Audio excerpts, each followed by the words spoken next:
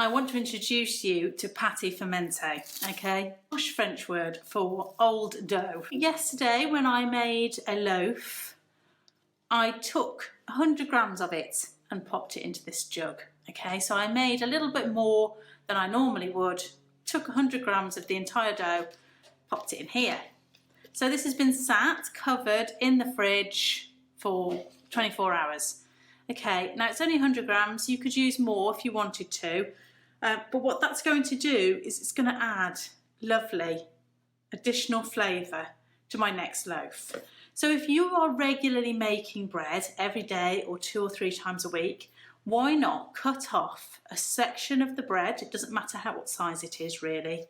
It doesn't make odds whether it's 100 grams, 200 grams, 50 grams, whatever. Just cut off a little bit of the dough after you've mixed it, and just pop it into a container in the fridge and leave it to ferment slowly. It doesn't need to go through the stretches and folds, it just needs to be well mixed and hydrated.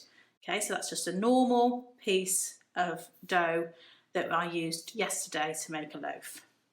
So I've popped it in there, and then I'm going to add my normal amount of water for 500 grams of flour, 340 grams. So the reason I'm adding the water in first is I just want to break up that bit of old dough.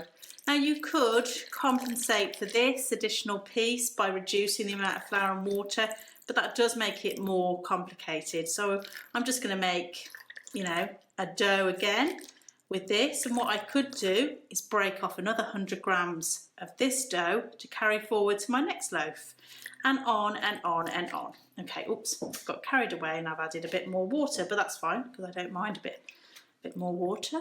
So what I'm just going to do is break this old dough up.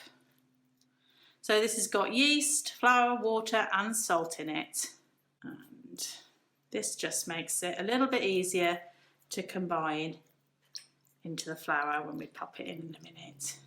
And then add the flour, so zero off my bowl. I'm going to put in 500 grams of flour, a bit more yeast.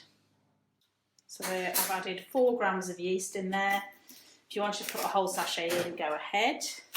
But as you're probably familiar by now with my techniques, I tend to just reduce the yeast and let it rise for longer.